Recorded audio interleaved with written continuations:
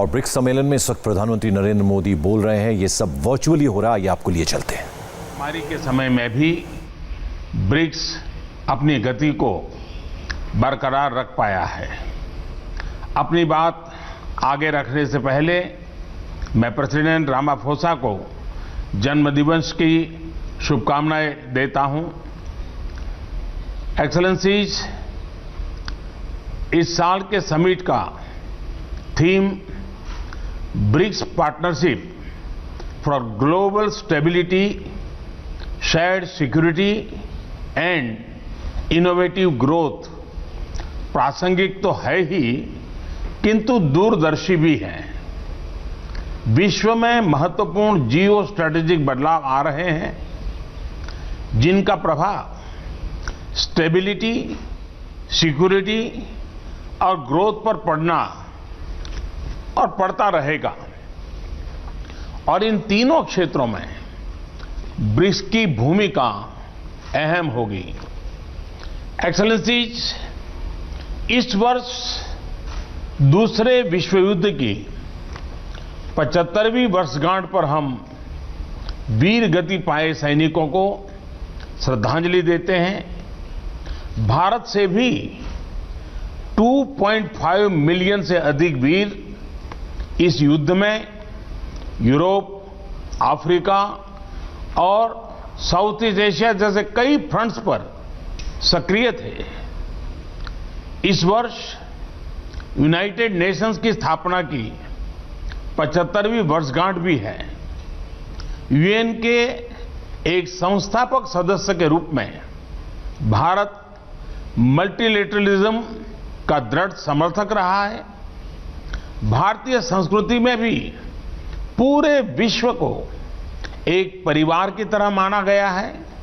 अतः हमारे लिए यूएन जैसी संस्था का समर्थन स्वाभाविक था।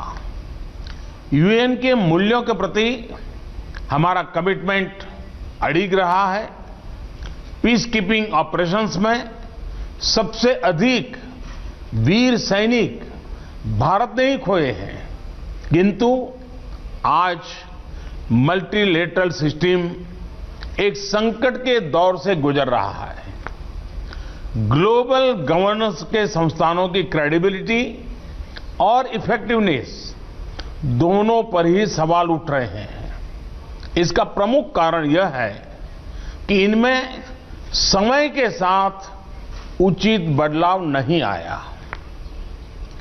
ये अभी भी 75 साल पुराने विश्व की मानसिकता और वास्तविकता पर आधारित है।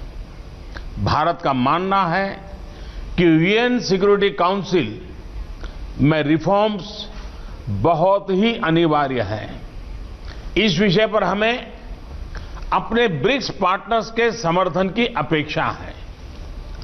यूएन के अतिरिक्त कई अन्य अंतर्राष्ट्रीय संस्थाएं भी वर्तमान वास्तविकताओं के अनुसार काम नहीं कर रहे हैं। डब्ल्यूटीओ, आईएमएफ, डब्ल्यूएचओ जैसे इंस्टीट्यूशंस में भी सुधार होना चाहिए।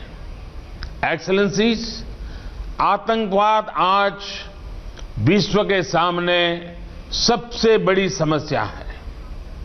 हमें यह सुनिश्चित करना होगा कि आतंकवादियों को समर्थन और सहायता देने वाले देशों को भी दोषी ठहराया जाए और इस समस्या का संगठित तरीके से मुकाबला किया जाए।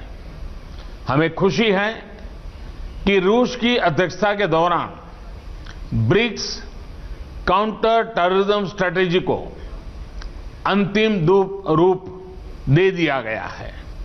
यह एक महत्वपूर्ण उपलब्धि है और भारत इस कार्य को अपनी अध्यक्षता के दौरान और आगे बढ़ाएगा। एक्सेलेंसी, कोविड के बाद की वैश्विक रिकवरी में ब्रिक्स इकोनॉमीज की अहम भूमिका होगी। हमारे बीच विश्व की 42%, 42% से अधिक आबादी बसती है और हमारे देश ग्लोबल इकोनॉमी के मुख्य इंजन में से है। ब्रिक्स देशों के बीच आपसी व्यापार बढ़ाने का बहुत स्कोप है। हमारे आपसी संस्थाएं और सिस्टम्स जैसे BRICS, interbank cooperation mechanism, new development bank, contingent reserve arrangement और कस्टम्स कोऑपरेशन आदि भी वैश्विक रिकवरी में हमारे योगदान को इफेक्टिव बना सकते हैं। भारत में हमने आत्मनिर्भर भारत अभियान के तहत एक व्यापक रिफॉर्म प्रोसेस शुरू किया है। यह कैंपेन इस विषय पर आधारित है कि एक सेल्फ रिलायंट और रेजिलिएंट भारत पोस्ट कोविड अर्थव्यवस्था के लिए फोर्स मल्टीप्लायर हो सकता है और ग्लोबल वैल्यू चेन्स में एक मजबूत योगदान दे सकता है। इसका उदाहरण हमने कोविड के दौरान भी देखा, जब भारतीय फार्मा उद्योग की क्षमता के कारण हम 150 से अधिक देशों को आवश्यक दवाइयां भेज पाए। जैसा मैंने पहले भी कहा है, हमारी वैक्सीन उत्पादन और डिलीवरी क्षमता भी इस तरह मानवता के हित में काम आएगी। भारत और दक्षिण अफ्रीका ने कोविड-19 वैक्सीन उपचार तथा जांच संबंधी इंटेलेक्चुअली प्रॉपर्टी एग्रीमेंट्स में छूट दिए जाने का प्रस्ताव रखा है। हमें आशा है कि ब्रिक्स के अन्य देश भी इसका समर्थन करेंगे।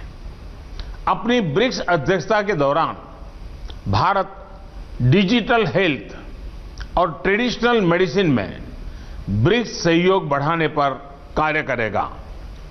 इस मुश्किल वर्ष में भी रूसी अध्यक्षता में पीपल टू पीपल रिश्तों को बढ़ाने के लिए कई इनिशिएटिव्स लिए गए, जैसे कि ब्रिक्स फिल्म फेस्टिवल और युवा वैज्ञानिकों और युवा राजनयिकों की बैठकें। इसके लिए मैं राष्ट्रपति पुतिन का हार्दिक अभिनंदन करता हूं। एक्सेलेंसीज, 2021 में ब्रिक्स के 15 वर्ष पूरे हो जाएंगे। पिछले सालों में हमारे बीच लिए गए विभिन्न निर्णयों का मूल्यांकन करने के लिए हमारे शेरपा एक रिपोर्ट बना सकते हैं।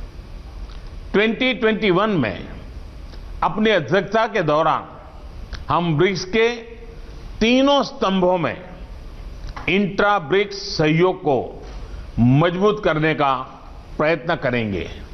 हम इंट्रा ब्रिक्स एकजुटता को बढ़ाने और इस उद्देश्य के लिए ठोस संस्थागत फ्रेमवर्क डेवलप करने का प्रयास करेंगे। मैं फिर एक बार राष्ट्रपति पुतिन के सभी प्रयासों का अभिनंदन करते हुए मेरी बात को समाप्त करता हूं। धन्यवाद। तो 12वें ब्रिक्स देशों के सम्मेलन में प्रधानमंत्री वर्चुअली एड्रेस कर रहे थे। उन्होंने बिना नाम लिए पाकिस्तान पर निशाना साधा। उन्होंने कहा कि आतंकवाद के मददगार देशों को दोषी ठहराया जाना बेहद जरूरी है और ब्रिक्स देशों को ग्लोबल इकोनॉमी के लिए बड़ा इंजन उन्होंने बताया। आतंकवाद पे बात की। उन्होंने कहा आतंकवाद पूरी दुनिया के लिए सबसे बड़ी प्रॉब्लम, सबसे बड़ी समस्या है। यूएनएससी में सुधार बेहद जरूरी है। 150 मुल्कों को भारत ने दवाई भेजी है। ये बात भी प्रधानमंत्री ने जोर के साथ कही 12वें ब्रिक्स सम्मेलन में। और आगे बढ़ते हैं कि आपको नाक, गला और कान की